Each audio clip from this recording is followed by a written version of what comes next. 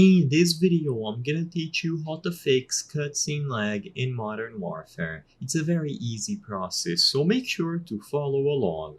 In this video, I'm gonna talk about some possible fixes that you have if you are having trouble running Modern Warfare and you notice that the cutscenes inside of the game are lagging both on visuals and sounds.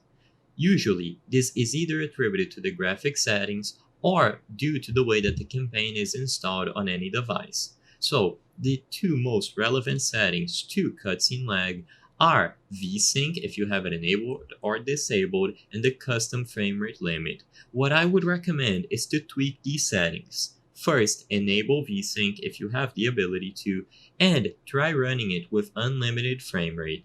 If it doesn't work and you don't notice any change, you can try the opposite, disabling VSync and then establishing a custom frame rate limit. For the most part, you want to set up a limit and go as high as you can.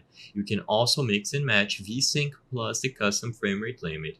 Try to see if this helps, and while it is possible to alter other graphic settings such as the textures, for the most part, they are going to be pre-rendered cutscenes, so they shouldn't have an effect. But if you notice that a cutscene is not pre-rendered, then you can try lowering your graphical settings such as texture settings and shadow settings.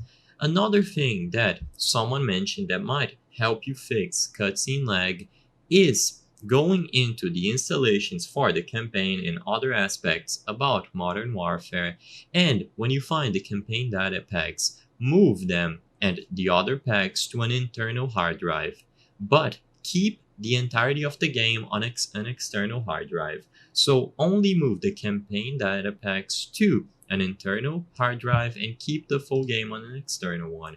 You should be able to test it out and see if there is an effect on the way that cutscenes load when you play Modern Warfare. I hope I was able to help you on how to fix cutscene lag Modern Warfare.